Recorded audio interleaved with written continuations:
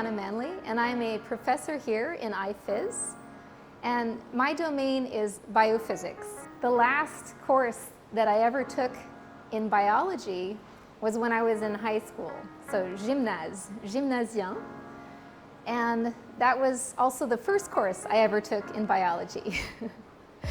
So I was always drawn to physics because of the universal principles that it offers to understand how the world works. And I was a little bit turned off by biology because it seemed like a lot of the focus was on naming things and memorization rather than this fundamental understanding that physics seems to offer.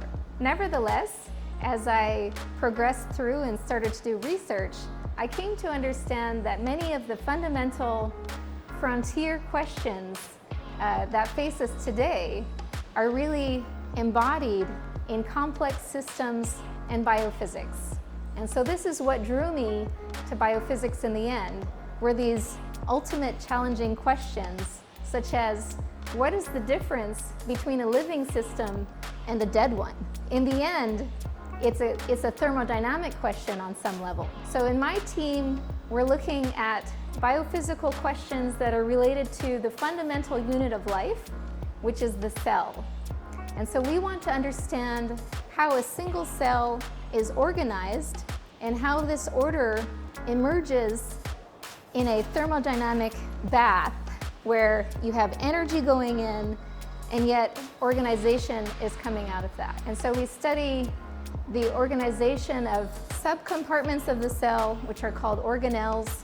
Just as your body has organs that perform specific functions, so does a cell have organelles that perform specific functions. And in particular, we've become very interested in mitochondria, which you may be familiar with since they are the main energy generators of the cell. They're actually the reasons that we breathe, the respiratory chain. But we're interested in mitochondria from a biophysical perspective, and what that means is that mitochondria have to follow the same laws of physics as any kind of matter. So they have certain mechanical properties, and those mechanical properties dictate the shapes that they can take on, the dynamics that they may have. Moreover, mitochondria are fascinating because they contain their own genes.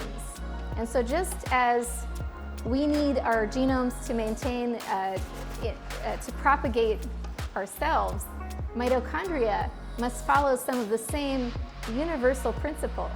And so we're fascinated in how these rules apply at different scales of living systems. So this is why I love biophysics, and I hope that I've intrigued you and that you'll consider biophysics as a topic for you in the future.